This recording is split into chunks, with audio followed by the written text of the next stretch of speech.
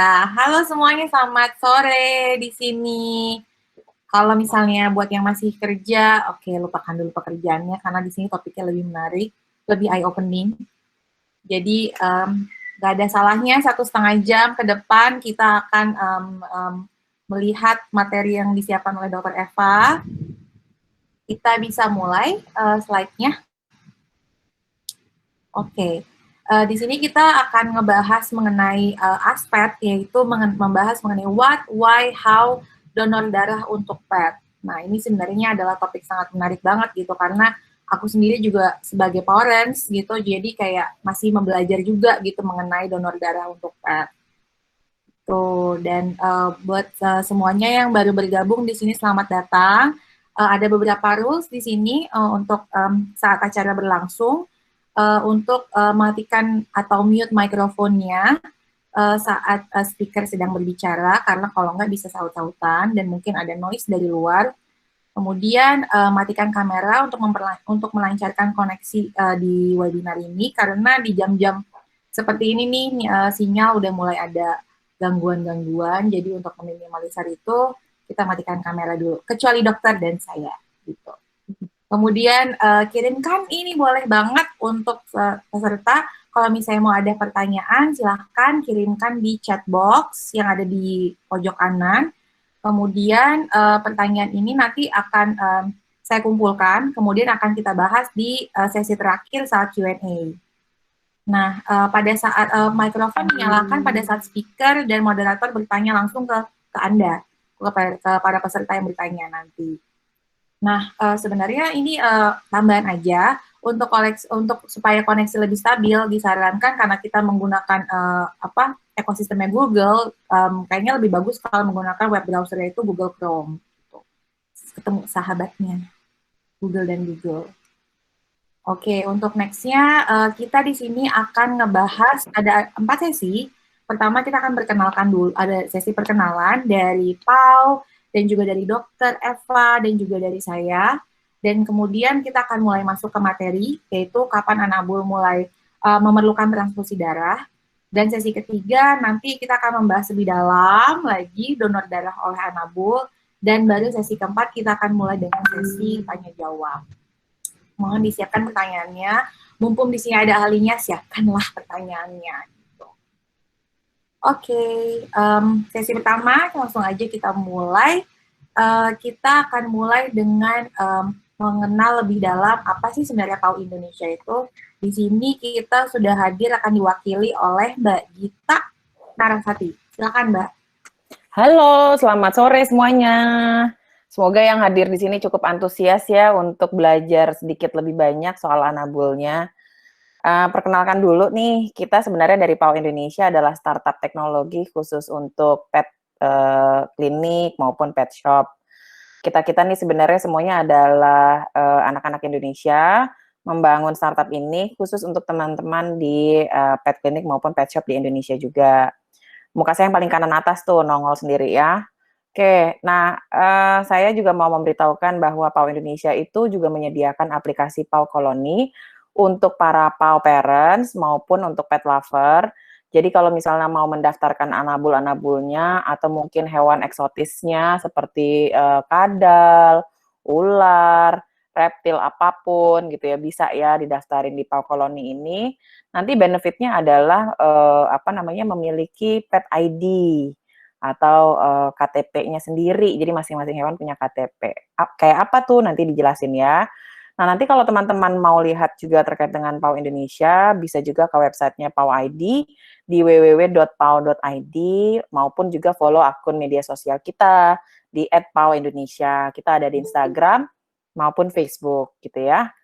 Nah, misi kita sebenarnya di sini sangat simpel bahwa kami ingin mempertemukan teman-teman pencinta hewan dengan teman-teman yang bekerja di dunia pet klinik maupun di pet shop dan kita hadir berada di tengahnya, gitu ya. Nah, ini pet koloni untuk pet owner atau untuk PAU parents, jadi bisa mendaftarkan sampai 99 hewannya. Jadi jangan takut ya. Dan kebetulan ini juga sudah dilengkapi dengan buku vaksin digital, jadi buku vaksinnya nggak akan ketinggalan. Coba aja nanti kalau misalnya mau lihat-lihat, ada di Play Store maupun di App Store. juga nanti kalau misalnya ternyata di kotanya ada klinik apa, bisa dicari juga di sini, gitu ya.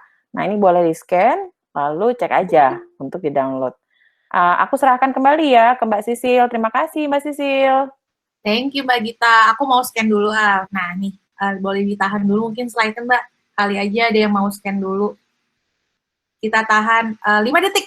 5, 4, 3, 2, 1. Nah, download lah gitu. Oke, next Mbak Git. Oke, di sini tanpa kita memperpanjang waktu, saya mau kenalkan kita di sini sudah bergabung bersama kita Dr. Hewan Eva Zulfiati. Dr. Eva adalah dokter hewan di klinik hewan MyVets, BSD, dan Kemang. Silahkan dicari. Kalau misalnya mau konsultasi langsung membawa Anabul ke Dr. Eva. Nah, Dr. Eva nih, diawali dari rasa sayang pada hewan, Dr. Eva mendedikasikan 15 tahun terakhir sebagai dokter hewan setelah lulus dari Fakultas Kedokteran Hewan Institut Pertanian Bogor. 15 tahun, Dok. Dr. Eva juga memastikan ilmunya terupdate mengikuti pelatihan di dalam dan luar negeri. Dan saat ini mendalami tentang transfusi darah, dentistry, dan anestesi pada hewan kecil. Selama perjalanannya di klinik MyVets, Dr. Eva mengadopsi Cyclops, kucing yang ditinggal pemiliknya di klinik, yang akhirnya menjadi bagian dari keluarga Anabul di rumah. Kucing, terus ada juga kucing Yuki dan Grey. Oke, kemudian kenalkan saya adalah Sylvia Winnie, di sini sebagai moderator untuk acara kita selama 1,5 jam ke depan.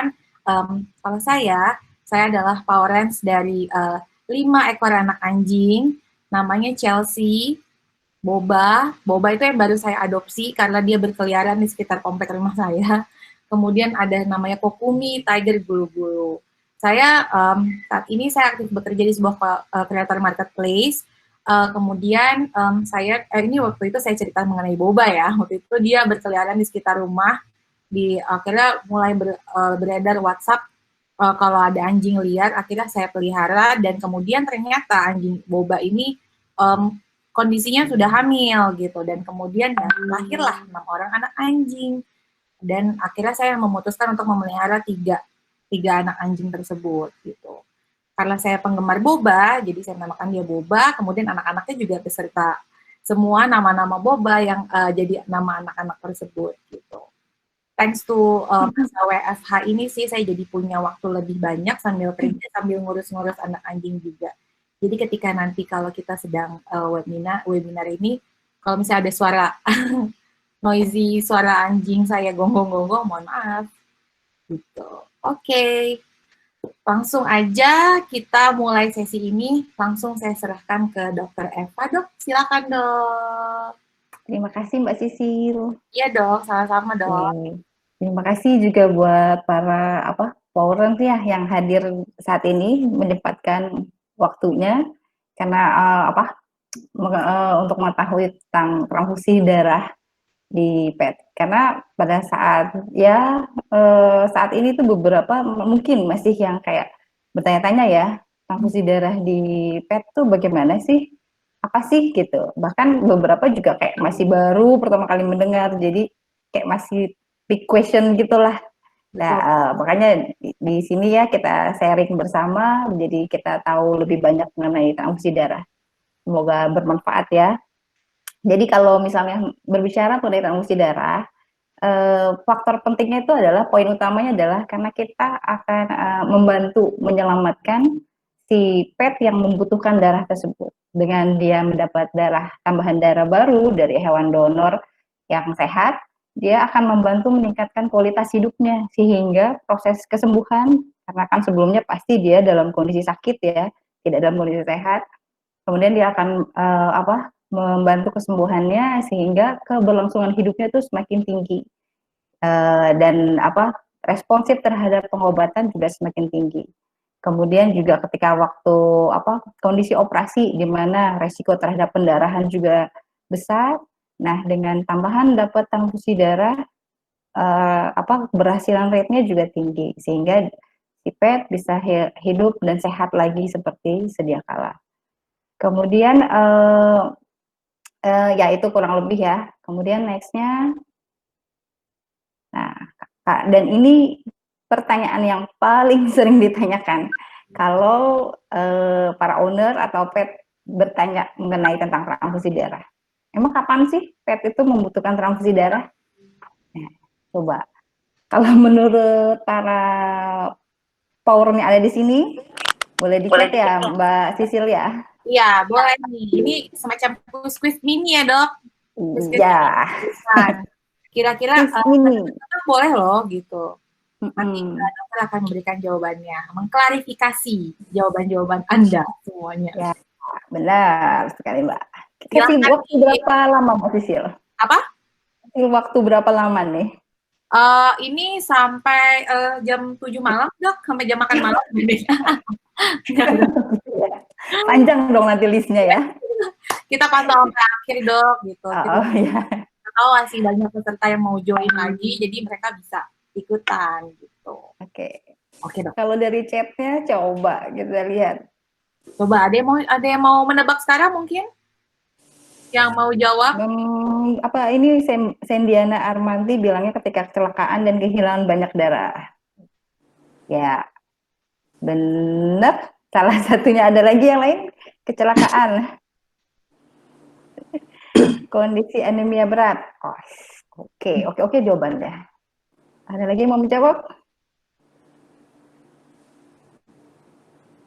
Oke, kita tunggu sampai akhir, Dok. Berarti kalau kayak gitu. Oke. Berarti lanjut ya. Iya, boleh. Nah, ini adalah beberapa kondisi ketika pet itu memerlukan transfusi darah. Poin utamanya adalah ketika dia, namanya juga transfusi ya. Saya sedikit kasih pengertian tentang transfusi darah. Jadi transfusi darah adalah satu proses transfer atau memberikan darah atau komponen darah ke hewan yang membutuhkan. Jadi dari hewan donor yang sehat, kita bilang hewan donor, ke hewan yang membutuhkan atau hewan yang kita bilang hewan resipien. Jadi ada yang memberikan dan ada yang menerima kayak gitu. Nah, ini kan darah ini kan suatu paket lengkap. Kalau kita lihat ya darah merah lah ya, itu kan komplit. Tapi kalau dibagi-bagi lagi itu ada beberapa bagiannya lagi. Jadi ya ada sel darah putih, sel darah merah, trombosit segala macam. Tapi pada saat ketika dia kekurangan darah, yang paling berbahaya adalah ketika dia kekurangan darah merah atau anemia kita bilangnya. Anemia itu dia indikatornya adalah sel darah merah, hematokrit, hemoglobin. Karena di sini si sel darah merah itu fungsinya sangat penting, selain dia membawa nutrisi, oksigen dan yang lain-lain, yaitu ketika dia kurang, ya akhirnya si hewan sendiri akan kondisi akan sulit sekali sehingga dia akan drop, lemes segala macam itu nanti akan terlihat. Nanti ada beberapa poin yang akan kita bacakan juga. Nah, di sini salah satunya kondisi dia anemia adalah pertama blood loss ya, karena kecelakaan misalnya, terus fighting dengan anjing lain, misalnya lagi jalan-jalan sore terus ketemu anjing lain tiba-tiba tanpa list atau kurang kurang dihandle, akhirnya dia bertemu dan fighting hingga ada luka besar yang menyebabkan robeknya pembuluh darah besar sehingga banyak darah yang keluar. Kemudian proses hemolisis atau pecahnya pembuluh darah itu tidak terlihat pendarahan dari luar, tapi di dalam pembuluh darah dia terjadi proses hemolisis. Biasanya karena ada beberapa penyakit infeksius, salah satunya parasit darah. Nah itu. Kemudian ada kelainan ginjal, jadi ginjalnya bermasalah sehingga hormon erythropoietin dari ginjal itu tidak bisa menghasilkan mengirim sinyal ke tulang sehingga tulang tidak bisa memproduksi sel darah merah. Kemudian hewan yang akan dioperasi di mana berpotensi terhadap pendarahan.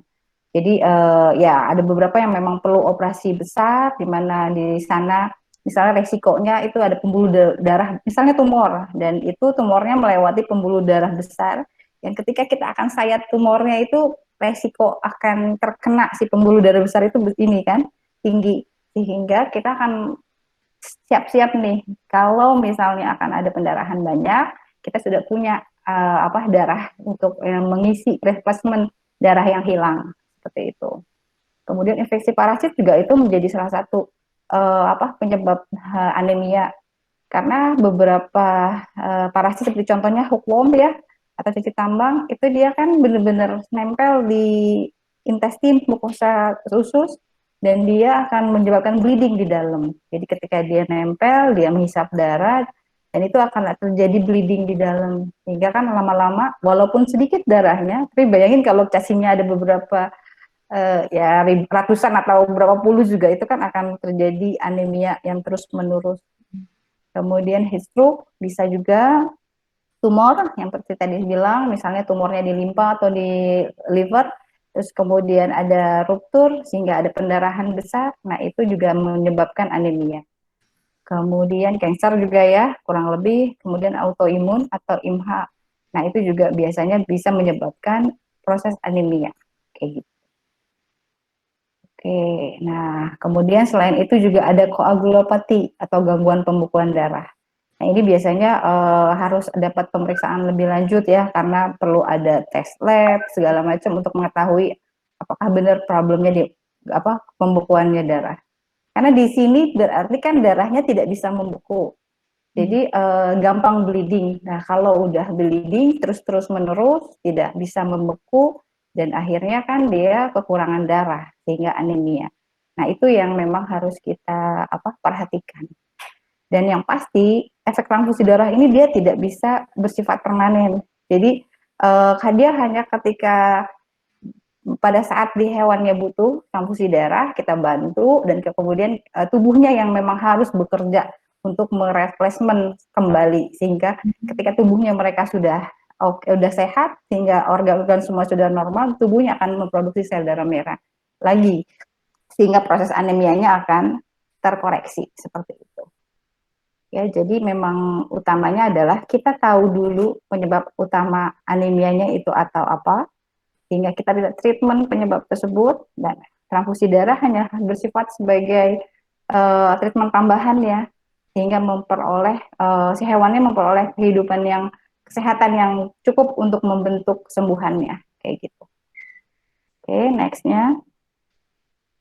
Nah, kemudian salah satu pemeriksaannya kan ketika tadi anemia itu kita harus lihat. Jadi ada sel darah merah, sel hematokrit, dan hemoglobin. Nah, itu kan bisa turun dari normal. Ada nilai normal, ada nilai ininya ya, nilai normal setiap hewan. Jadi anjing kucing ada nilai normalnya. Nah, ketika kita lihat hewannya menjadi anemia, kemudian kita cek darah, nilainya terlihat tuh. Nah, ini salah satu parameternya adalah si PCV ini, jadi hematokrit. Ketika si hematokritnya ini untuk anjing itu dia di bawah 20%, itu biasanya dan kita lihat kondisi si anjingnya juga, jadi dia tidak mau makan, lemes, sesak nafas, kayak gitu. Nah, itu perlu kita lakukan pemberian transfusi darah, karena dengan transfusi darah itu akan membantu mengkoreksi kondisi yang lemes tadi. Lemes, nggak mau makan, dan sesak nafas itu kan karena jumlah hematokrit dan jumlah darahnya turun. Kayak gitu. Jadi memang dokternya yang akan nanti memeriksa dan menentukan apakah si hewannya ini perlu dilakukan transfusi darah atau tidak, hanya dengan suplemen tambahan aja, kayak gitu. Oke, nextnya. Nah, ini gejala klinisnya nih. Jadi kalau misalnya kadang-kadang kita kan juga tidak selalu Powerance pasti akan lebih kurang terlalu bisa menentukan apakah ini dia perlu di transfusi darah atau tidak ya kan, sebelum dibawa ke dokter hewan, karena nanti dokter hewan yang akan memeriksa secara klinikal dan hasil lab.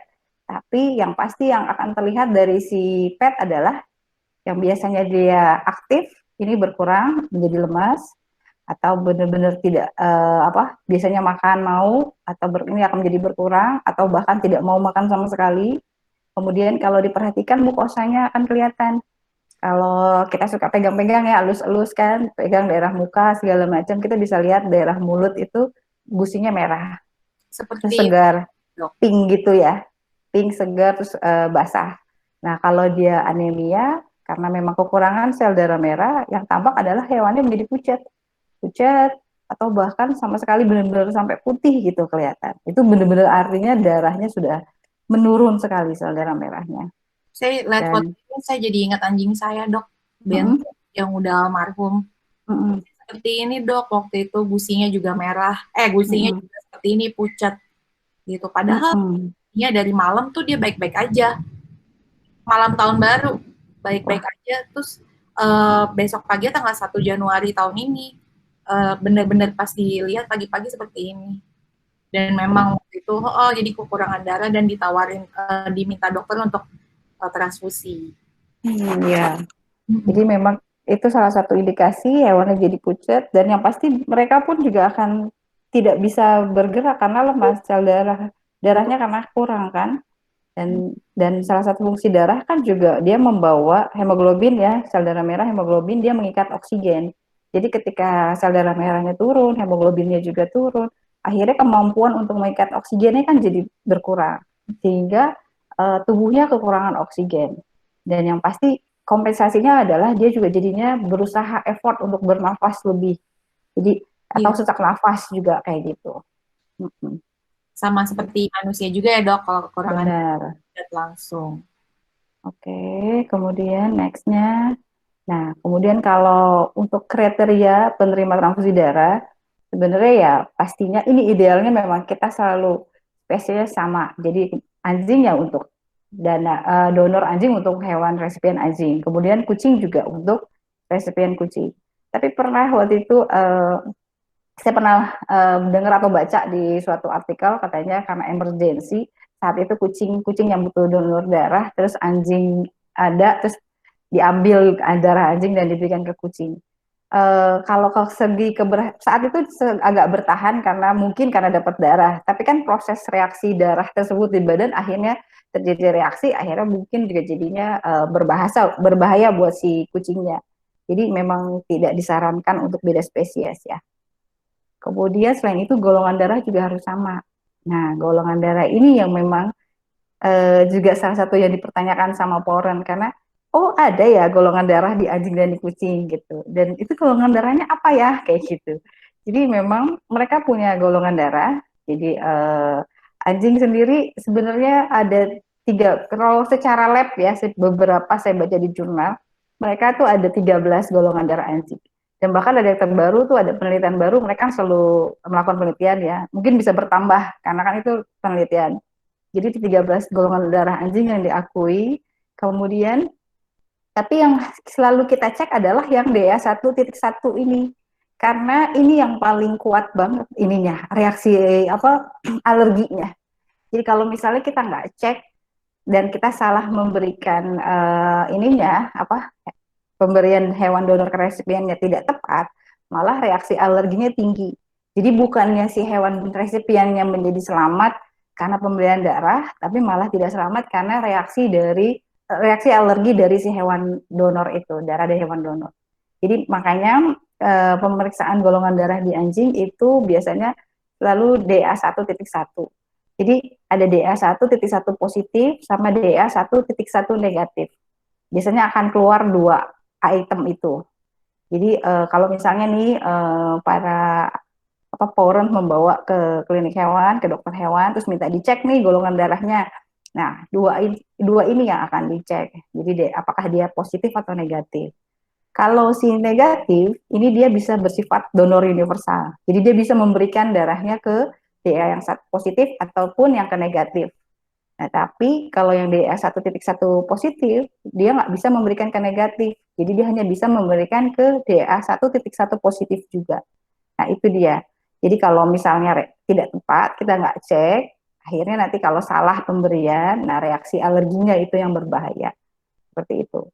Kemudian kalau di kucing dia ada 3, A, B, dan AB. Nah, ini pun sebenarnya spesifik juga. Jadi kalau A hanya bisa dapat dari A, B sama B dan AB dan ke AB. Kalau kucing sering kali ya kita cek di kucing itu paling sering adalah A. Karena memang golongan darah A adalah yang dominan. B itu jarang, nah AB itu sangat jarang. Tapi yang tepat yang tidak berbahaya adalah ketika A B ini dia salah, jadi nggak tepat. Jadi kita memberikan darah A ke B, nah itu ini banget bahaya banget. Jadi memang harus tepat. Kemudian selanjutnya Mungkin aku mau bertanya nih dok, Boleh. terkait yang tadi nih dok. Mm-mm. Mungkin ada kan tadi dokter bilang kalau misalnya ada transfusi yang tidak cocok akan ada reaksi alergi gitu. Nah, Benar. alerginya seperti apa sih dok yang terjadi, yang bakalan terjadi? Alergi itu macam-macam Mbak Sisil. Jadi bisa kayak mulai gatel atau bengkak mukanya. Muka si anjing itu jadi bengkak kayak kita kalau alergi obat atau apa ya, Iya. udem gitu. Kemudian ada juga reaksi ketika dia jadi muntah, terus fever, suhunya tinggi, terus panting, sesak nafas, itu juga terjadi. Atau bahkan yang paling parah adalah anaphylactic shock itu dia sampai kolaps, tidak bisa benar-benar drop, kolaps dan muntah darah segala macam itu pernah ada kejadian. Jadi reaksinya sangat menyeramkan ya. Karena kan kita kasih transfusi darah kan hanya bertujuan membantu si hewan resipien ini biar bisa lebih kuat, lebih sehat kan. Nah, tapi ternyata malah resikonya malah membuat dia tidak bertahan. Kan itu yang tidak kita inginkan. Oke, oke dok. Thank Oke. you dok. Oke. Jadi tadi saya lanjut ya. Boleh. Nah, kemudian tadi kan pemeriksaan golongan darah. Selain itu juga ada pemeriksaan kecocokan itu berdasarkan reaksi cross matching.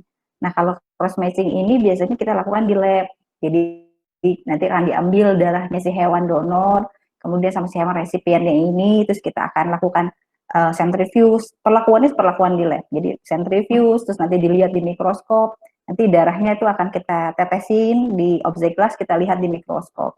Reaksinya adalah kalau dia ada penggumpalan atau enggak. Jadi kalau misalnya dia cocok, darahnya itu spreadingnya rata. Jadi antara darah si hewan donor sama hewan resipien dia tercampur bagus rata. Tapi kalau misalnya dia ada penggumpalan atau kita bilang aglutinasi, nah itu berarti dia tidak cocok. Karena kan ininya adalah logikanya adalah ketika darah ini berada di dalam tubuhnya si hewan resipien kan, berarti kalau menggumpal kan itu kan berbahaya. Jadi penyumbatan di semua pembuluh darah atau bahkan ke jantung ya akhirnya juga menyebabkan dia tidak bertahan. Seperti itu. Oke, kemudian nextnya. Nah, kemudian ini adalah urutan proses transfusi darah untuk anabul. Jadi ketika apa aja sih urutannya gitu. Kalau kita misalnya ini punya anabul dan memang anabulnya sudah didiagnosa sama dokternya, oh sakit dan perlu melakukan transfusi darah gitu ya sama dokternya. Nah setelah itu kan berarti kita harus mengetahui golongan darah. Jadi kita dicek sama dokter golongan darahnya apa. Setelah itu dia akan di lab tes juga nih, lab secara kimiawi juga untuk mengetahui kecocokannya atau tidak. Jadi kalau misalnya kita udah tahu golongan darahnya, kemudian kita tes lab, kemudian kita lihat cocok atau tidak dengan reaksi cross matching, kemudian nanti akan dihitung kebutuhan jumlah darahnya itu berapa. Karena kan ketika dia anemia, kita juga ada perhitungannya. Nggak sebanyak-banyaknya juga kita ambil tuh darah dari hewan donor, kita kasih ke hewan resipien.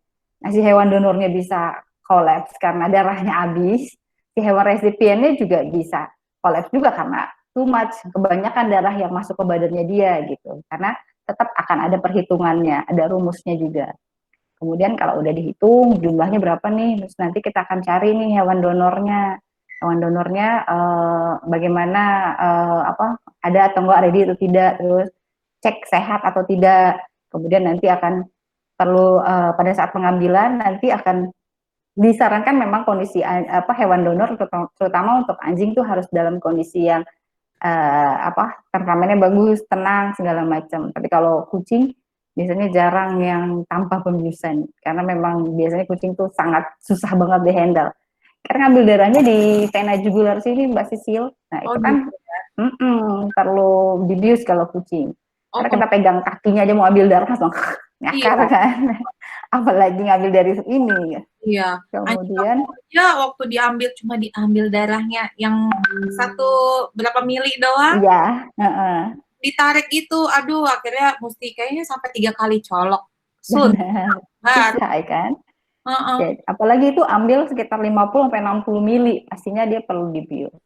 Kemudian ya ini juga harus diinformasiin kalau hewan donor tuh kita kalau ambil dari vena jugular, pastinya kita perlu buat cukur tuh daerah venanya, jadi agak-agak botak gitulah dikit kanan kiri gitu. Ya, Kemudian ya agak hilang sedikit ya anjingnya. benar. Epidemik Nah baik. terus nanti ya akan ada proses transfusi darah setelah kita sudah mengkoleksi darahnya, seperti itu.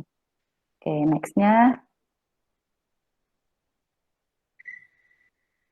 Nah, kemudian ketika lakukan transfusi darah, tetap kita juga harus pantau. Karena kalau tidak dipantau, kita kan juga, yaitu reaksi alergi itu kita nggak pernah prediksi. Walaupun dengan golongan darah dan sudah di cross matching nih, sudah cocok di dalam itu, tapi tetap reaksinya itu kita nggak bisa prediksi. Jadi ini pun salah satu informasi yang harus dokter hewan berikan ke Poren, karena dengan informasi yang tidak tersampaikan, akhirnya kan nanti kalau terjadi suatu hal, Porennya juga akan, lah kok malah jadi terjadi suatu hal gitu kan. Jadi ini juga harus diberikan informasi kalau pada saat proses transfusinya ini harus dipantau, dan apabila nanti ada suatu hal gejala atau reaksi dari hewan donornya, hewan resipiennya bermasalah atau terjadi reaksi alergi, kita bisa tiba-tiba menghentikan proses transfusi darahnya, kayak gitu. Dan kalau proses normalnya sih pemberiannya sekitar 3 sampai 4 jam, itu secara normal. Karena nggak boleh lebih lama juga dari 4 jam karena khawatir resiko kontaminan dari bakteri. Namanya darah itu kan suatu hal yang bakteri gampang banget terkontaminan gitu kan. Makanya pengambilan darah terus pemberian transfusi darahnya harus benar-benar steril karena itu. Kemudian kalau misalnya memang dia hewan resipiennya tuh pendarahan akut, jadi benar-benar loose banget volumenya dan sampai kolap, itu boleh dipercepat sampai kurang lebih 1 jam gitu, tapi dipantau adalah jantungnya. Karena kalau jantungnya terlalu cepat juga kan berbahaya ininya. Oke, kemudian urutan proses transfusi darahnya ini setelah diambil, biasanya sih langsung ditransfusikan. Jadi sudah siap hewan yang menerima darahnya. Pemberiannya lewat vena, pembuluh darah. Jadi memang sudah dipasang infus IV, seperti yang ada di foto sebelah ya. Jadi ini kucingnya memang anemia. Karena kucing anemia tuh biasanya memang nggak banyak gerak, benar-benar lemes mereka tuh. Jadi untuk bernafas aja maksudnya juga itu effort banget. Mereka benar-benar lemes, terus nafasnya juga agak berat gitu. Jadi ini beberapa ketika di klinik mereka hanya di atas meja, terus dipasang infus, dipasang darahnya, dijalankan darahnya itu ya udah diem gitu. Nah setelah darahnya habis, dapat tenaga, dapat tambahan, baru itu biasanya lebih lincah atau lebih bright, kelihatan banget. Nah ini langsung diberikan, atau kalau misalnya disimpan dalam suhu ruang itu maksimal hanya 6-8 jam, nggak boleh lebih. Kemudian kalau disimpan di kulkas atau refrigerator, tapi ini suhunya tuh 4 derajat pasti gitu, jadi benar-benar khusus sering refrigerator 4 derajat. Ini biasanya sih hanya ada di blood bank. Kalau kayak di Indonesia, ya maksudnya di PMI lah, mereka punya khusus refrigerator dan freezer memang buat menyimpan darah. Tapi kalau refrigerator kita yang di rumah itu sih saya nggak jamin suhunya stabil di 4 derajat. Karena kan buka tutup segala macam ya. Nah itu malah jadi darahnya berbahaya gitu. Jadi tidak disarankan disimpan terlalu lama. Jadi sebaiknya disimpan, langsung digunakan seperti itu. Okay. Kemudian resiko. Nah ini yang tadi saya bilang. Oh, kita nonton video dulu ya. Ini adalah proses pengambilan darah di kucing. Jadi hewan kucingnya itu dibius.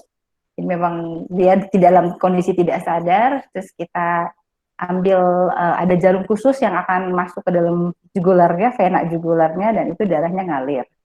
Itu harus digoyang gitu memang sengaja, karena di dalam siringnya itu ada larutan antikoagulan. Karena darah itu kan akan cepat membeku, jadi harus ditambahkan larutan antikoagulan sehingga dia tetap cair. Oke, kemudian resikonya seperti yang tadi sudah saya jelaskan di depan, jadi ada hemolisis akut. Ini yang paling serem banget, jadi benar-benar fatal, dan ini hewannya seringkali jadi tidak bertahan. Wow. Kemudian ini akumulasi cairan di paru karena ya itu. Jadi dalam pemberian tuh benar-benar harus diperhatikan baik jumlah yang masuk maupun kondisi hewan. Kalau drip cairannya juga kebanyakan, paru-parunya juga effort kerja keras sehingga cairannya banyak numpuk. Itu jadi sesak nafas ya. Kemudian sepsis ini karena darahnya terkontaminasi. Jadi mungkin pada saat pengambilan tidak steril, tidak apa, tidak dibersihkan dulu atau alkoholnya kurang, terus needle-nya itu apa terkontaminasi segala macam. Jadi lebih dari kontaminan dari luar. Kemudian ini karena hipokalsemia karena terlalu banyak asam sitrat. Asam sitrat ini dia akan berikatan sama kalsium dalam tubuhnya si hewan. Jadi asam sitrat tuh larutan itunya ya, apa anti koagulannya. Isinya ada asam sitrat. Jadi kalau anti koagulannya kebanyakan sehingga asam sitratnya banyak, nah ini menyebabkan hipokalsemia di hewannya gitu. Kemudian nextnya, nah hipervolemia ini kurang lebih kalau volumenya kebanyakan. Kemudian reaksi alergi yang tadi saya bilang, jadi urtikaria tuh kayak merah-merah di kulitnya, demam, terus muntah, atau yang bengkak udema itu juga terjadi. Kemudian infeksi virus atau bakteri kalau misalnya si hewan donornya tidak sehat. Jadi kalau misalnya dia juga ada penyakitnya, nah ini bisa terbawa dari hewan donor ke hewan resipiennya. Jadi nambah penyakit Mbak Sisil kan? Gitu ya dok ya, bisa dibawa. Benar. Makanya harus benar-benar dipastikan sehat. Oke, oke dok. Oke. Nah, ini yang selalu diperhatikan. Jadi anabulnya harus selalu dicek setiap 15 sampai 30 menit. Jadi ini benar-benar apa? Parameter yang benar harus dicek adalah perilakunya. Jadi bagaimana sih kondisinya si anabul ketika dapat transfusi darah? Tadinya yang dia lemes, terus tiba-tiba dia gelisah, atau tiba-tiba penting, itu kan berarti ada sesuatu hal yang tidak nyaman di badannya. Ada reaksi di badannya dia. Kemudian temperatur tubuh juga selalu kita cek. Sebelum transfusi kita cek suhunya, normal atau tidak. Karena itu untuk indikator bagaimana suhu tubuhnya. Nah, selama transfusi setiap 15 menit kita cek apa tetap sama stay di temperatur yang awal atau ada kenaikan atau kenaikannya sedikit atau malah tiba-tiba naik tinggi sampai fever. Nah, itu adalah reaksi ketika darahnya masuk dan itu apa indikator bahwa proses transfusinya bisa apa berbahaya buat si hewannya. Kemudian heart rate adalah detak jantung ya, kita cek sebelum transfusi bagaimana, kemudian selama transfusi itu bagaimana heart rate-nya, apakah stabil, ataukah tambah tinggi, atau malah jadi tambah rendah. Itu harus ada pengecekannya, ada listnya. Kemudian respiratory rate, jadi pernafasan ya, nafasnya tadi yang tenang, atau malah jadi tambah berat, atau malah normal, itu juga dicek. CRT ini adalah ini Mbak Sisil apa merah ya kalau kita lihat businya cek atau enggak, jadi kita pencet dia balik lagi ke berapa lama dia bisa balik ke normal, itu CRT. Jadi kalau ini kita juga sembari cek sudah mulai merah ataukah masih pucat kayak gitu warnanya ya, sama tekanan darah kalau kita punya. Jadi kadang-kadang kan nggak semua klinik komplit, tapi kalau memang punya ini juga sebaiknya dicek. Oke, Nextnya. Nah, setelah didapat transfusi darah, nah bagaimana nih kondisi si anabulnya? Nah, tetap kita harus pantau. Jadi setelah selesai darah semua masuk, nah, kita tetap akan informasikan ke owner. Ini harus kita pantau, biasanya akan stay di klinik karena untuk observasi lebih lanjut, karena kondisinya itu bisa tiba-tiba drop atau tiba-tiba terjadi suatu hal tanpa kita tahu. Karena reaksi transfusi darah bukan cuma pada saat darahnya masuk, tapi setelah darahnya selesai dan berada di dalam tubuhnya kan itu reaksi yang kita nggak pernah tahu. Makanya kita perlu lakukan observasi. Jadi kita lihat kondisinya bagaimana, kita cek ininya, dan kalau memang diperlukan kita cek lagi darahnya, bagaimana kondisi darahnya. Kalau misalnya minimal sih pengecekan darah itu idealnya adalah 12 jam, terus 24 jam, sampai 48 jam. Tapi kan kadang-kadang itu juga biaya ya. Jadi biasanya sih di kita ya 1 hari atau 2 hari post transfusi. Idealnya adalah ketika selesai transfusi berarti nilai PCV-nya akan naik dong, karena kan dia udah dapat darah nih. Iya. Gitu. Oke, kemudian nextnya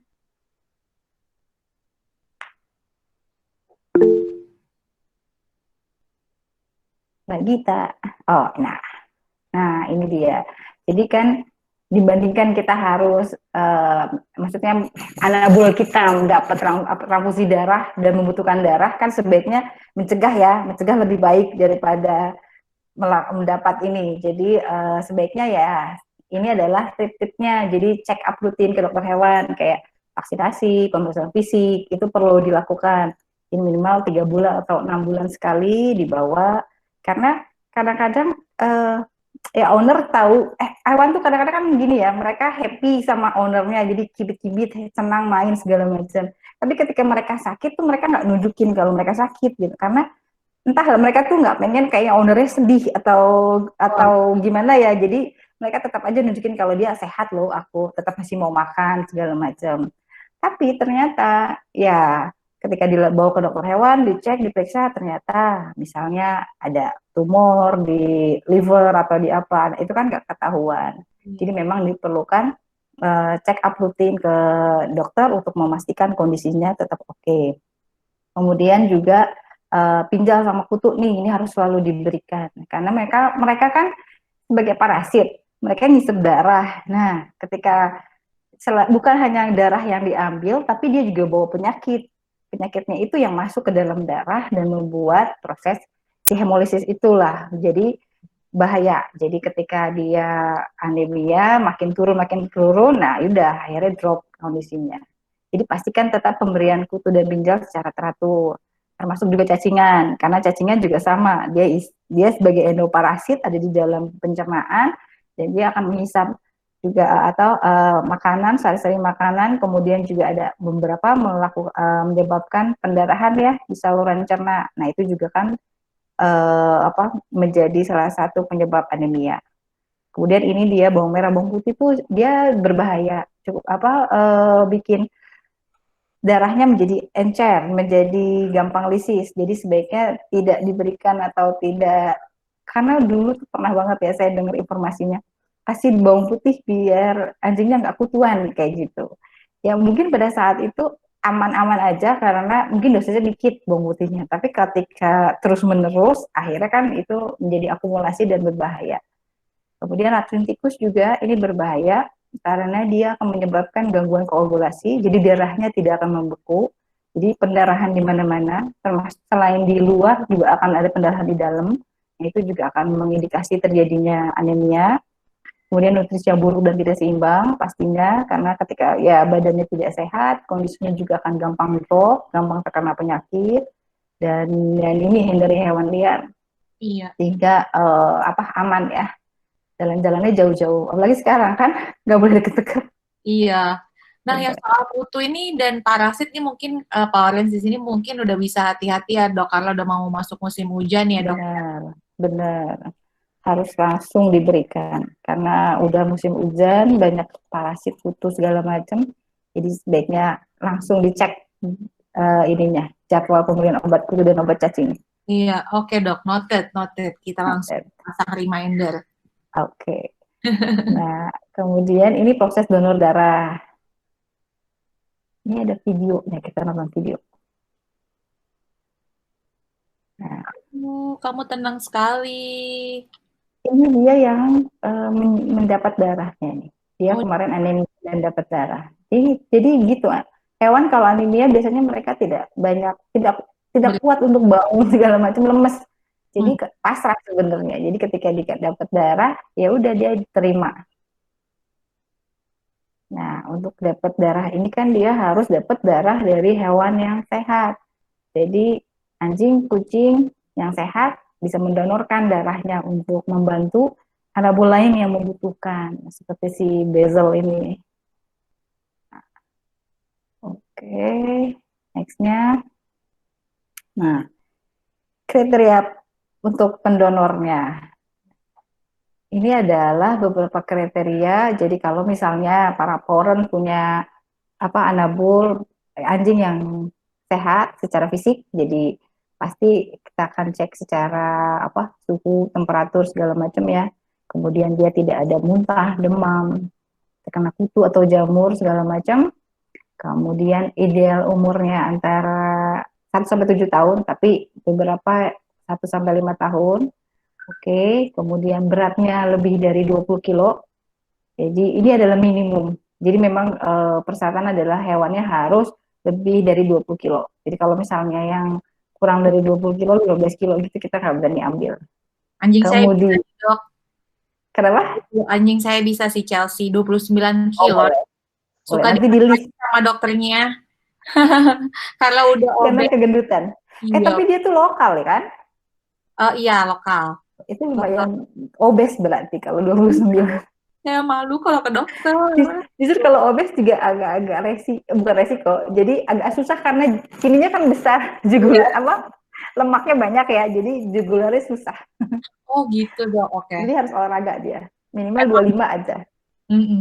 Oke. Kemudian, nah ini temperamen yang baik itu kita selalu Tadi aku apa? pikir dia mau langsung kayak coba anjing saya Chelsea saya apa namanya saya donorkan darahnya. Oh boleh kok dibawa aja dulu ya. Nanti kita cek. Kita cek.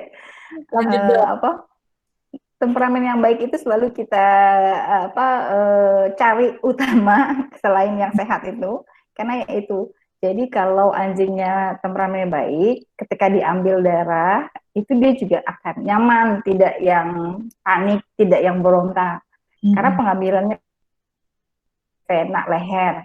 Nah itu jarumnya lumayan gede di anjing tuh. Jadi kalau misal ya pastilah sakit. Jadi kalau pas ditusuk dianya aja udah nggak bisa diem, itu kan dikhawatirin jarumnya tuh bisa kemana-mana kan. Nah justru malah jadinya nusuk-nusuk dan tidak nyaman. Jadi memang pertama itu harus yang temperamennya baik dan tenang. Oh beda ya, Dok. Kemudian Jarumnya itu beda dari yang jarum suntik biasa gitu ya? beda Mbak. Jadi itu kan ada bagnya khusus juga, bag darah yang punya orang itu udah satu set sama jarumnya. Jadi ketika jarumnya ditusukin ke vena jugularnya itu langsung darahnya akan masuk ke dalam bagnya. Kemudian dia juga ya, tapi beberapa kalau misalnya ada nih hewan resipien dia butuh hewan donor, yang hewan temperamen baik udah nggak ada nih atau udah pernah donor. Jadi nggak bisa diambil lagi dalam kurun waktu 3 bulan kan. Setiap donor berikutnya jaraknya adalah 3 bulan. Jadi dia belum 3 bulan, terus nih ada yang butuh, terus ada yang tersisa adalah hewan yang agak-agak panikan. Nah itu mau nggak mau ya sudah kita akan ambil, tapi biasanya kita kasih sedasi Mbak Sisil. Jadi sedasi itu biar anjingnya lebih tenang, lebih nyaman, rileks, sehingga ketika pengambilannya pun akan lebih nyaman ya, jadi tidak berbahaya untuk si anjingnya dan tidak berbahaya juga buat si timnya, karena kalau dia panik terus tiba-tiba gigit kan juga itu berbahaya. Caplok. Nah, terus rutin divaksinasi itu penting. Kemudian dan yang pasti dia tidak dalam pengobatan apapun ya. Jadi kayak misalnya oh agak-agak eksim sih dikit atau agak jamur dikit dan dia lagi minum obat jamur, ya itu jangan. Baiknya memang dia harus dalam kondisi sehat walafiat 100% gitu. Dan yang pasti dia juga belum pernah dapat transfusi darah sebelumnya. Darahnya benar-benar masih murni darahnya dia. Pure blood gitu. Pure. Hidup indoor sih ya beberapa boleh lah, karena kan tujuannya karena khawatir ada kutu dan ininya ya, parasitnya, jadi sebaiknya pilih yang indoor. Tapi kalau ada yang agak indoor dan outdoor juga, selama anjingnya sehat, oke kok, boleh jadi pendonor juga. Kalau kucing, ini dia, sama harus sehat, kemudian umurnya juga kurang lebih sama, tapi kucingnya hanya 4 kilo berat minimalnya. Berat minimal 4 kilo, jadi lebih dari 4 kilo boleh, tapi nggak boleh di bawah 4 kilo. Kalau temperamen yang baik sih nggak suatu hal yang penting banget, karena tetap kan dia harus dibius, dia akan disedasi gitu, jadi is okay lah, galak-galak juga tetap aja kita akan bius. Kemudian vaksinasi juga penting, tidak ada pengobatan apapun, kemudian sama sih ininya yang lainnya. Oke, ini nextnya.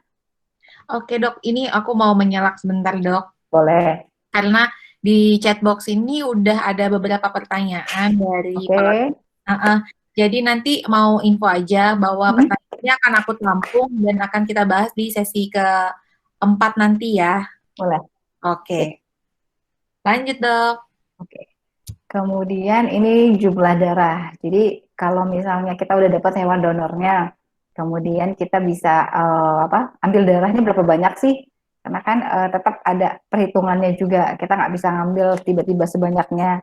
Jadi hewan yang si resepi gini, hewan si resepiennya pun juga ada hitungannya berapa banyak yang bisa dia terima ke badannya dia, masuk ke dalam badannya. Kemudian kalau yang hewan donor juga ada penghitungannya berapa yang bisa diambil maksimal dari badannya dia. Karena kalau diambil lebih dari itu akan berakibat fatal buat badannya, karena dia akan jadi anemia kan gitu. Jadi kalau hewan resipiennya akan ada penghitungan tergantung derajat anemianya sama berat badan. Karena rumusnya itu akan ada berat badan sama kondisi derajat anemianya dari PCV.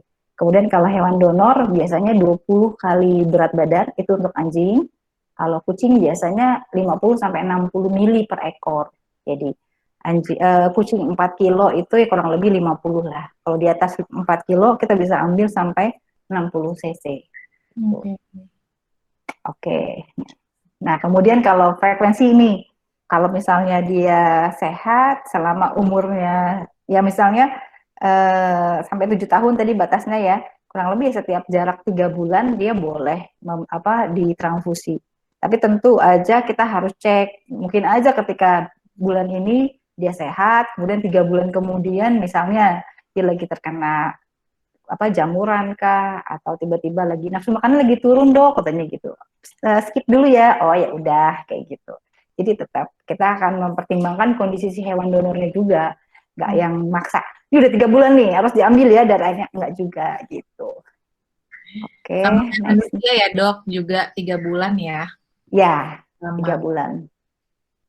Kemudian, nah kalau misalnya para foreign punya anabul yang memang dalam kondisi sehat, memenuhi persyaratan-persyaratan yang tadi, dan ingin mendonorkan darahnya buat para hewan yang membutuhkan, karena banyak banget loh hewan-hewan yang memang mereka dalam kondisi sakit dan butuh transfusi darah, bisa hubungi klinik MyVet, atau BSD. Kita tuh biasanya triksnya gini, jadi ada pasien yang memang pasien kita yang sering datang check up dan sehat gitu ya, ini kriterianya cocok nih, kita udah langsung klik, oh ini bisa jadi hewan donor nih gitu. Terus nanti kita akan komunikasiin ke ownernya, Bu, Pak, boleh nggak nih, ini sehat banget, jadi kalau nanti suatu waktu kita hubungin, kalau misalnya ada yang kasus perlu transfusi darah, boleh ya diminta bantuannya untuk membantu hewan lain yang membutuhkan. Oh iya boleh katanya. Karena selain sehat juga buat hewannya. Sama seperti kita kalau kita melakukan transfusi darah, itu juga bagus buat tubuh kita. Sama hewan pun juga gitu. Jadi mereka pun jadi bisa hero juga kan. Jadi save nyawa hidup hewan lain kayak gitu. Kemudian atau beberapa nah ini dia alamatnya. Jadi kalau ke MyVet bisa di Kemang atau di BSD. Boleh nih sambil di screenshot, boleh nih parents semuanya, Pak Friends yang mau yang katakanlah hewan yang dipelihara lagi sehat, silahkan nih di screenshot terus boleh datangi Dokter Eva di sini. Sebenarnya bukan saya aja kok Mbak Sisil. Iya. Di klinik MyVet itu semua udah bisa transfusi darah. Jadi kalau nggak ketemu saya juga bisa. Oh iya, oke deh. Saya namanya Dokter Eva gitu, tetap. Nggak. Boleh ada dokter lain dan bisa juga toh. Boleh, mungkin boleh ditampilkan lagi slide yang tadi untuk alamatnya, jadi bisa di screenshot dulu, gitu. Kita kasih kesempatan peserta screenshot. 5, 4, 3, 2, 1. Gitu. Pastikan hewannya sehat ya. Cuman aku karena bisa ikut membantu membantu hewan yang sedang sakit gitu. Benar. Anjingku dok, aku tidak sempat mendapatkan pertolongan transfusi saat itu. Oke, kita lanjut nih dok, kita ada Q&A gitu. Ini adalah kumpulan pertanyaan yang sudah kumpulkan dari Instagram dulu ya, Ya. gitu. Dan mungkin salah satu dari pertanyaan ini juga sudah ditanyakan di chat box bersama peserta yang ada. Oke, kita mulai dari Dok. Apa Nabul juga ada golongan darah? Apakah ada resus positif dan negatif? Silakan Dok. Oke. Jadi yang tadi seperti yang sudah dijelaskan, ada golongan darahnya. Jadi untuk anjing tadi ada 13 golongan darah, cuman yang memang kita cek secara pasti adalah golongan darah DA1.1 positif atau negatif. Kemudian kalau kucing ada 3 A, B, dan AB. Untuk sejauh ini saya hanya belajar banyak tentang anjing dan kucing. Tapi pernah saya ada baca di jurnal gitu, kuda pun juga ada. Dan kuda pun dilakukan transfusi darah. Tapi saya nggak belajar banyak tentang transfusi darah di kuda. Kalau resus positif dan negatif sih enggak. Jadi hanya itu aja yang di highlight sama ininya ya, golongan darahnya. Seperti itu. Oke, kita lanjut Dok. Thank you Dok. Oke. Dan kita pertanyaan berikutnya dari klinik hewan Bojong nih. Yang dibutuhkan, kondisi yang dianggap butuh donor darah. Oke, jadi yang pasti kita lihat dari kondisi fisik dari si ini ya, dari hewan resipiennya. Jadi hewan si anabul yang memang butuh transfusi darah, kita lihat kondisinya jadi lemes, terus pucat. Terus kita lihat juga dengan kondisi hasil darah. Kita lihat parameter sel darah merah, hematokrit, dan PCV-nya. Kalau memang memenuhi di bawah normal dan memang jauh di bawah nilai yang tadi disebutkan, jadi untuk anjing 20% dan kucing 15%, dan memang ownernya juga bersedia. Jadi itu juga harus ada persetujuan dari owner. Jadi ya langsung dilakukan transfusi darah. Penghitungannya juga ada penghitungannya, jadi ini harus saya jelasin penghitungannya.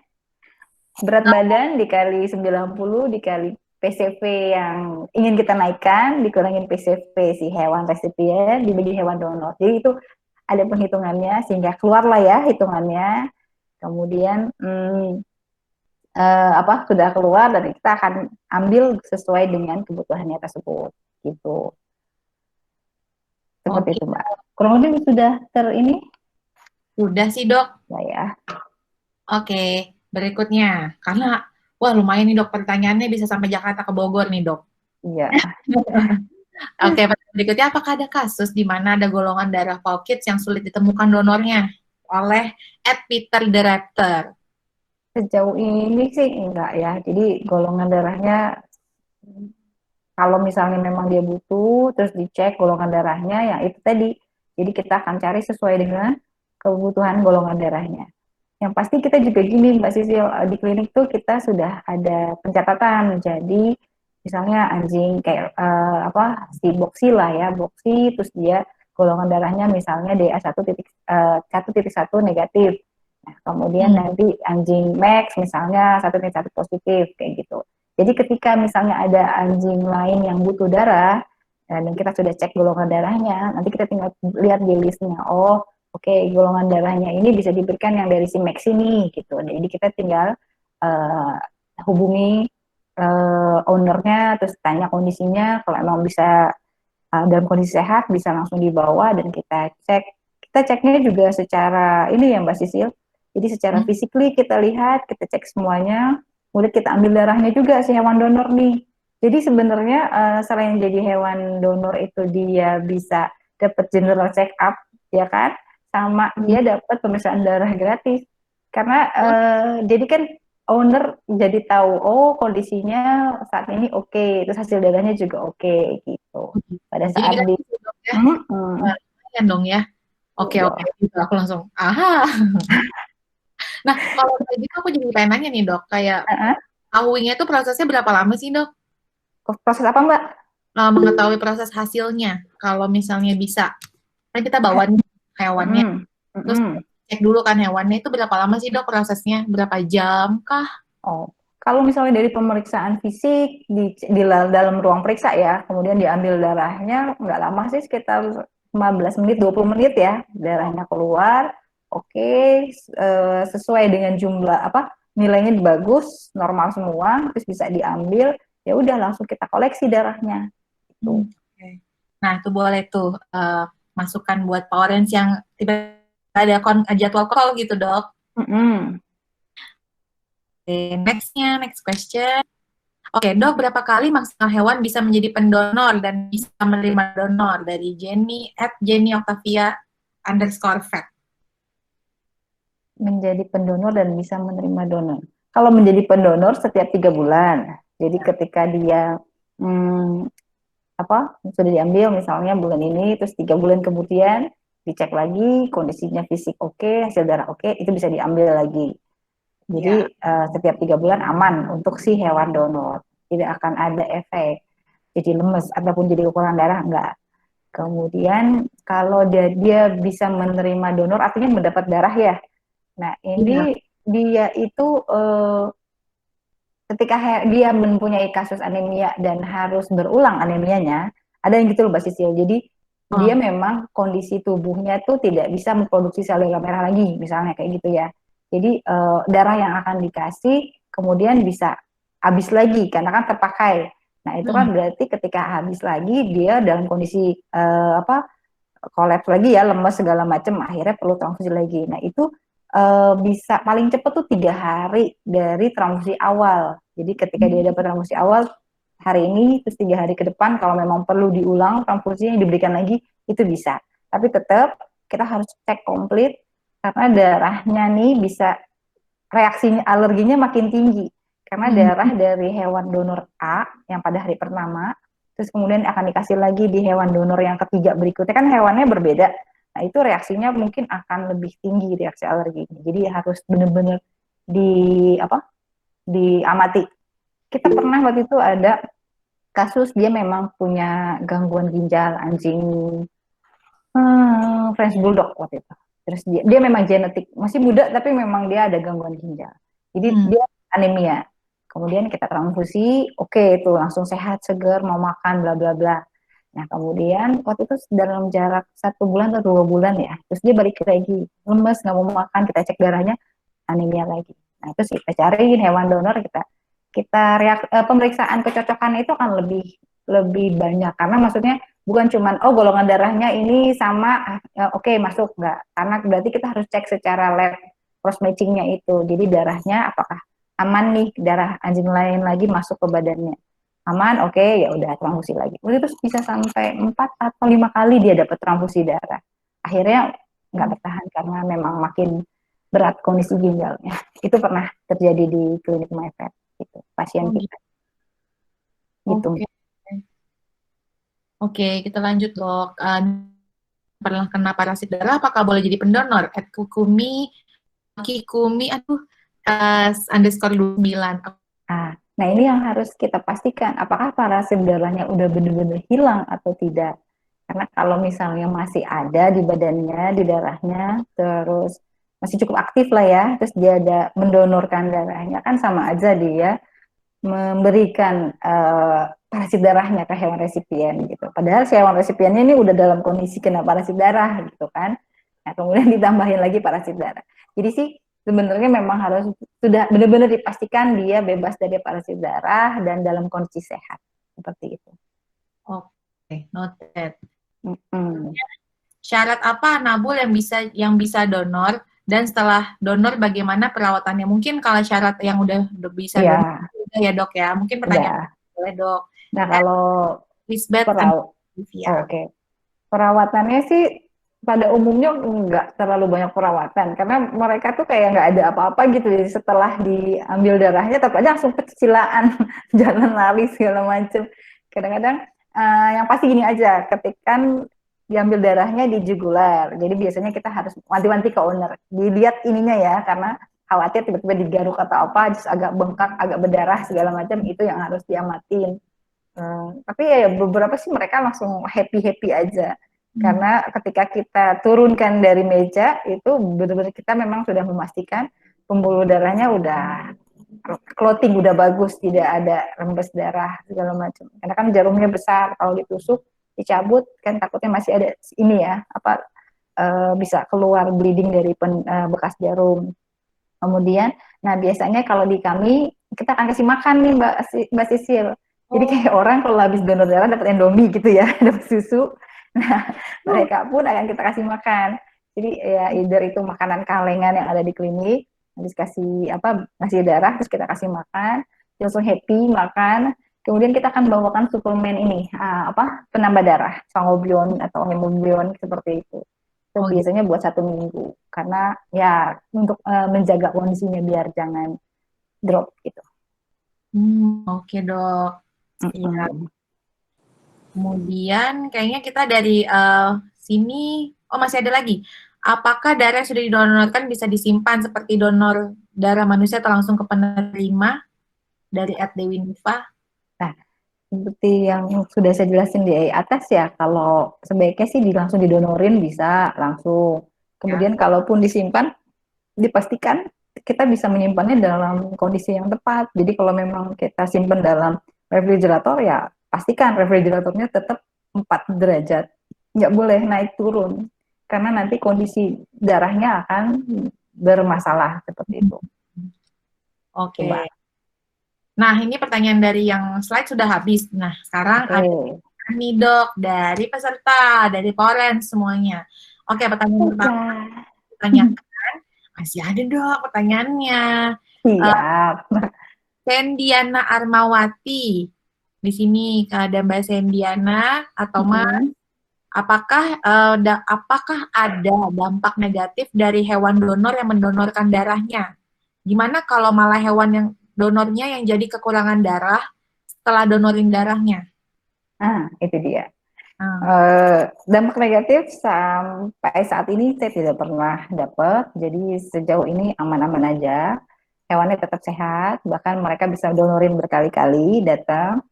Kemudian malah ada yang, dok nanti dikabarin ya kapan lagi perlu donor darah. Semangat gitu ownernya. Kemudian kalau kekurangan darah ya itu enggak, karena memang kita memastikan jumlah yang kita ambil adalah jumlah yang cukup untuk si hewan donornya. Malah kadang-kadang misalnya beratnya 20 kilo misalnya kan, terus maksimal yang bisa diambil adalah 20 mili per kilogram, jadi sekitar 400 mili darahnya yang bisa diambil dari anjing yang 20 kilo. Tapi kan kita juga nggak akan ambil langsung plek 400 mili itu. Biasanya kita ambil misalnya 250 atau 350 gitu. Kita juga nggak ini banget kok. Karena risikonya juga kan nanti khawatir kenapa-napa gitu. Kalau pelan-pelan gitu berarti nanti di kedatangan berikutnya atau tindakannya hari itu juga dok?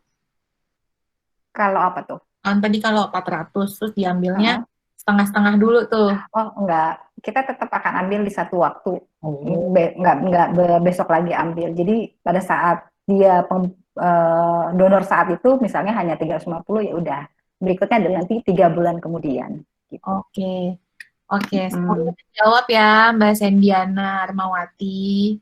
Terus nextnya dari Ena Ratio, Mbak Ena. Dok Eva, saat ini lebih banyak mana antara donor atau versus resipien? Kalau di MyFab. Kalau di klinik ya, resipien itu selalu ada. Jadi kayak hewan yang sakit dan butuh donor darah itu selalu dalam per minggu itu kurang lebih ada 2, 3 seperti itu. Karena pada saat dia kan kasusnya banyak tuh butuh darahnya ya kan, bukan cuma karena parasi darah, bukan karena dia bleeding, pendarahan, berantem. Tapi kasus yang misalnya dia butuh teroperasi, ada tumor atau kanker di dalam abdomen, limfa atau liver itu kan juga kita nyiapin transfusi darah. Jadi memang kurang lebih sekitar 3 sampai 4 itu per minggu ada. Dan hewan donornya sih alhamdulillah saat ini selalu tersedia. Jadi enggak yang ketika dia butuh darah terus nggak ada stok sama sekali, terus sampai akhirnya dia nggak bertahan karena nggak dapat darah, itu alhamdulillah nggak ada. Jadi alhamdulillahnya selalu ada jalan gitu. Jadi si hewan donornya tersedia. Kalau misalnya si hewan A nggak bisa nih, dan senangnya kita, terharunya kita tuh karena owner juga sangat support gitu, Poren sangat support. Jadi ketika anjing saya lagi nggak bisa, coba ya saya tanya teman saya kayak gitu. Jadi mereka juga membantu dengan happy, jadi berusaha mencarikan. Jadi Kadang-kadang malah kalau misalnya kita nggak bisa jemput anjingnya, mereka yang bersedia ngantar. Gak apa-apa, saya antar aja ke klinik gitu. Padahal kan mereka juga perlu banyak menyediakan banyak waktu untuk bisa nganterin hewannya ke klinik. Tapi alhamdulillahnya saat ini aman terkendali. Moga-moga si anjing pendonor itu, yang baik-baik itu, yang mulia itu, mereka panjang umur, sehat-sehat. Sehat selalu, benar. Iya. Ini juga sih Mbak Sisil, kita kan memang belum punya blood bank ya. Itu yang salah satu harapan ke depannya. Jadi dengan donor bank darah itu kan darahnya bisa disimpan. Jadi ketika ada kasus emergensi, kita bisa langsung ambil di dalam refrigerator atau freezer itu. Kalau misalnya dari hewan donor kan berarti kita harus cari dulu, terus gitu butuh waktu, apakah ini bisa datang atau enggak. Itu kan jadi perlu agak delay ya. Makanya emang idealnya adalah kita punya bank darah. Seperti itu. Nah, Mbak Ena langsung respon. Jadi pahlawannya nggak hanya si pet, tapi juga owner. Bener. Betul. Owner hero dan pet hero ya. Betul. Nah, pertanyaan berikutnya nih dari Mbak Ida. Semoga Mbak Ida ada nih. Reaksi tadi udah kan ya, tapi ini ada pertanyaannya. Reaksi transfusi bisa muncul berapa lama setelah transfusi? Reaksinya ini kita nggak bisa prediksi. Jadi kita harus selalu berikan informasi ke owner. Bisa sewaktu-waktu pada saat transfusi sedang berjalan. Jadi ketika darahnya lagi masuk sekitar di jam 1 atau ke 4 pada saat dia masuk, atau setelah transfusi selesai, atau beberapa hari atau beberapa minggu setelah itu.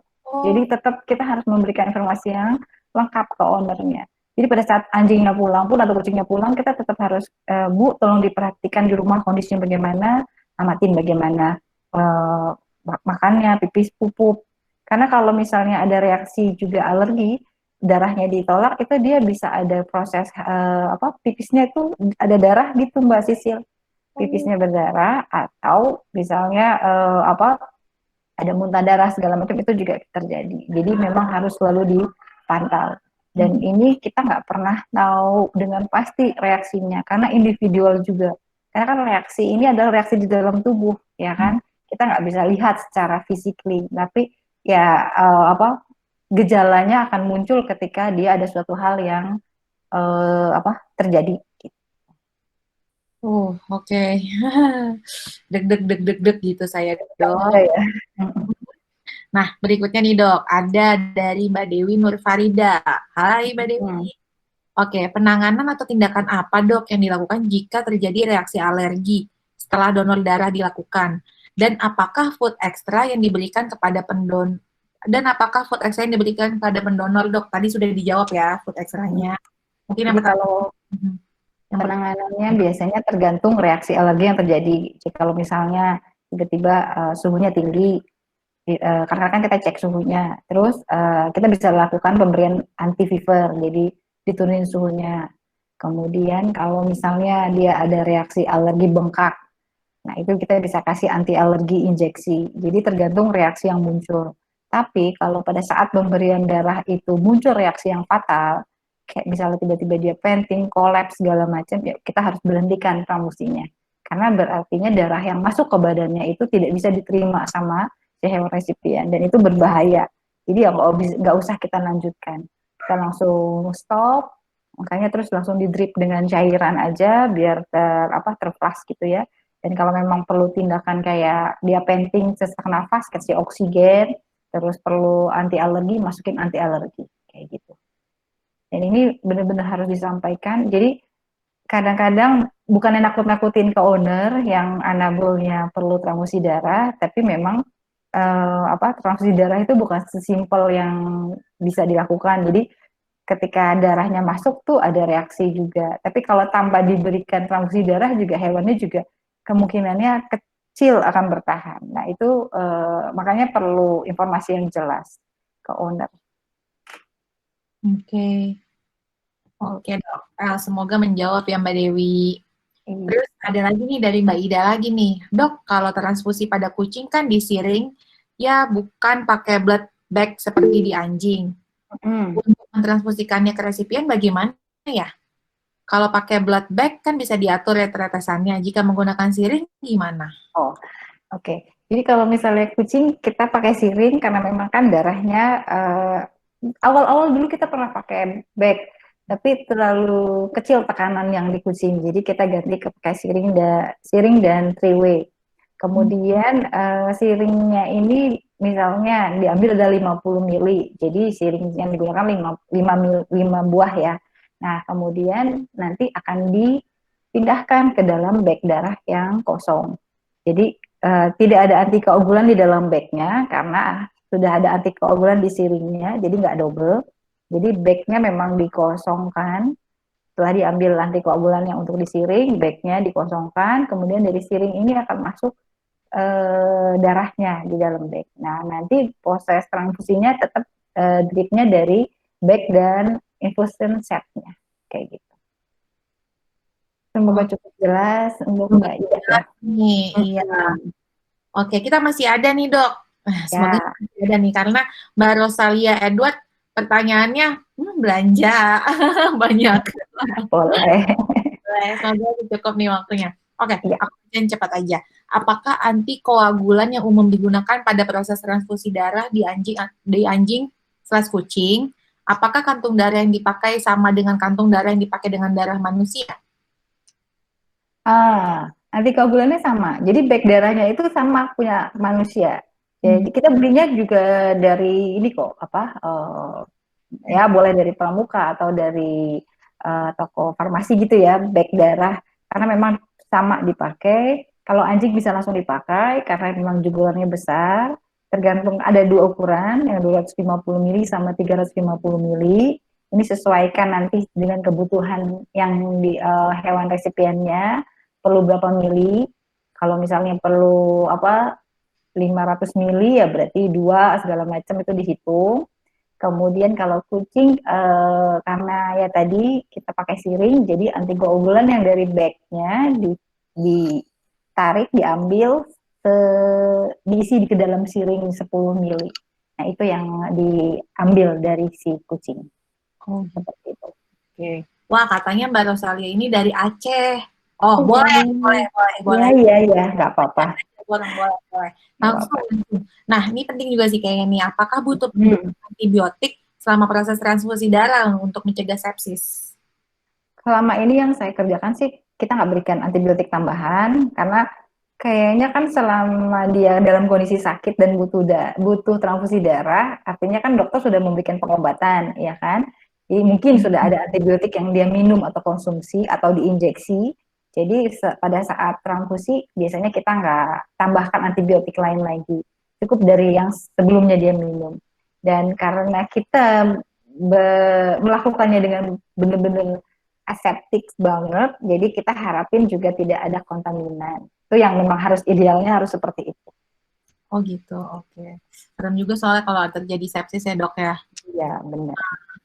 Kemudian ya, lagi nih, jika harus sama spesies, apakah harus sama breednya atau beda breed tidak apa-apa? Misalnya small breed jadi resipien dan medium atau large breed yang jadi donor. Itu spesiesnya kan harus sama, tapi kalau breednya sih enggak. Jadi bebas kok, asal golongan darahnya sama atau reaksi cross matchingnya sesuai, tidak aglutinasi.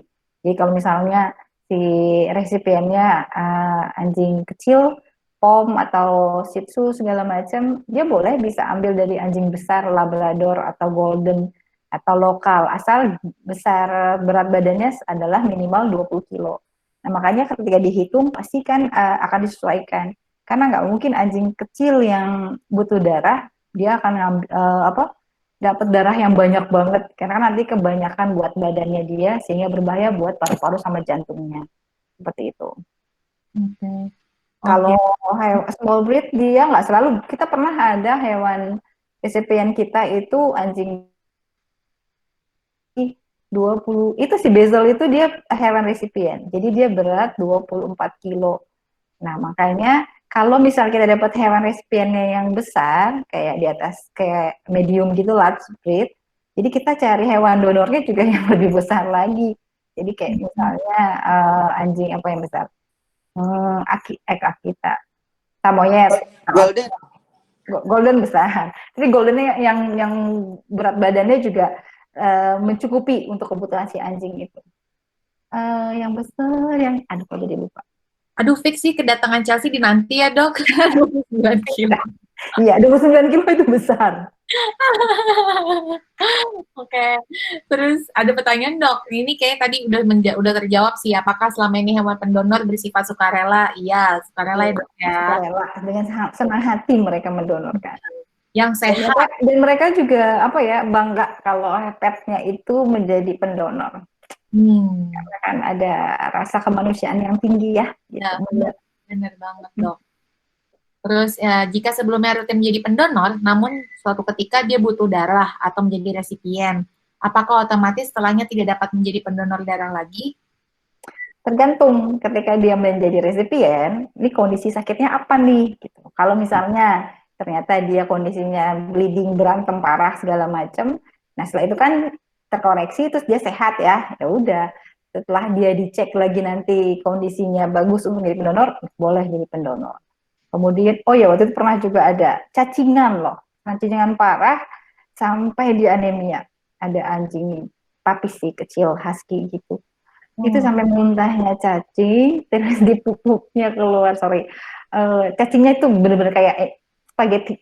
Itu kan bener-bener saking parahnya sehingga asupan nutrisinya diambil sama si cacing, terus dia juga bleeding ya, pendarahan di dalam intestinnya, ususnya, sehingga dia anemia. Nah, setelah dia ditransfusi, kemudian sehat, kemudian pas dia besarnya semua kondisinya oke, dia boleh jadi pendonor. Gitu. Oke, pas banget, Dok. Udah habis pertanyaannya, Dok. Oh gitu. Udah habis pertanyaannya. Ada yang mau bertanya lagi? Sudah kita tutup aja ya. Boleh. Ini sangat-sangat jelas materinya, benar-benar lengkap banget dari Dr. Eva, top banget. Top banget, Dok. Thank you. Kalau ada yang mau ditanyakan lagi, boleh kok hubungin. Iya kan? Ini katanya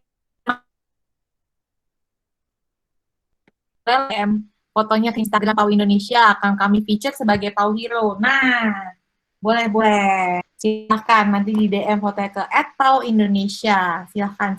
Aku Chelsea pokoknya fix gitu. Biar sehat, biar anjingku sehat, biar semua anjing-anjing yang dimiliki sama Pak Orange yang di sini juga selalu sehat gitu. Amin. Sehat. Ya. Thank you nih, Dok, informasinya benar-benar. Aduh, sama-sama. Eye opening sih, Dok. Ini benar-benar sih. Iya, karena memang informasi kayak begini memang harus, maksudnya kita harus tahu, owner juga harus tahu, karena kan dengan mereka mengetahui jadinya juga menjaga nabungnya juga hati-hati ya, karena banyak banget hal-hal yang bisa membuat mereka drop, sakit kayak gitu. Dan mungkin juga biar untuk kedepannya nih blood bank ya, Dok ya. Bener, Bu Ena colek. Gitu. Langsung coleknya Bu Ena ya. Aduh, Bu Ena dicolek. Semacam PMI-nya gitu di Indonesia. Bener. Semoga. Iya. Di Thailand udah ada, Indonesia harus ya Bu Ena. Amin. Ya. Amin. Biar banyak yang support kita semua orang support. Oke. Yeah. Kita harus akhiri nih sesi kita, dan semoga besok ketika ada ditunggu sesi berikutnya lagi dari Pau buat Power yang ada di sini. Dan tadi ada Dokter Eni Maya, Bu Ena, bisa ditarik itu loh. Gamet forever. Bukan Wakanda forever ya, tapi Gamet forever. Peace gitu. Oke, ini kita mau ada sesi foto bersama nggak? Ya, coba. Ayo, yuk. Dong wajahnya dong. Kita berdua. Ya, ayo, kenalan. Ayo teman-teman yang lain mungkin bawa anabulnya juga. Boleh. Itu. Kalau ada anabulnya boleh loh. Boleh nih. Ada yang nunjukin anabulnya. Sebentar, aku menjemput si Leo dulu kalau begitu. Gitu. Wah, Leo, ayo. Ya nih mungkin teman-teman yang lain mungkin mau ada pose juga sama anabulnya. Ya, atau mungkin anabulnya aja yang jadi ini. Tadi kan ada di atas genteng, dia lagi lihat Itu dia. Anabulnya di atas genteng. Kamu lagi lihat Twilight ya? Thanks so much ya Dok Eva. Sama-sama Mbak Waktunya Gita. dan ilmunya. Ya, Thank insya you Allah bermanfaat juga, ya. Cicil. Thank you, Pau. Thank you, Mbak Gita. Terima kasih. Semoga ilmu yang bermanfaat. Ada anapulnya, si Leo. Yang mau foto bersama boleh loh nyalain kameranya. Yuk, yuk, yuk, yuk. Kita foto bareng. Sebenarnya aku ada Di komando Mbak Gita. gitu. Ayo, mungkin teman-teman yang lain ditunggu nih 3 detik lagi, dinyalakan kameranya. Saya akan foto ya. Siap, 1, 2, 3. Mantep. Yang di atas genteng juga walaupun kecil kelihatan ya. Lagi nih, Mbak, lagi Mbak. Baru ada yang Lagi nih ada yang baru nongol juga ya. Oke, sekali lagi ya. 1, 2, 3. Oke, mantep. Mantap. Oke, kita akhiri. Terima kasih. Kalau ada yang masih perlu ini apa pertanyaan mau ditanyakan segala macam boleh loh dihubungin lagi. Iya. Maksudnya langsung. Thank you Dokter Eva loh. Terima kasih Mbak Sisi. Sehat-sehat ya. Ya, oh ya Sehat download buat semua. Download Pau Koloni buat yang Powerens di sini. Jangan lupa download. Yang tadi kita scan bersama. Ditunggu invitation-nya berikutnya ya gitu dan topik-topik seru berikutnya.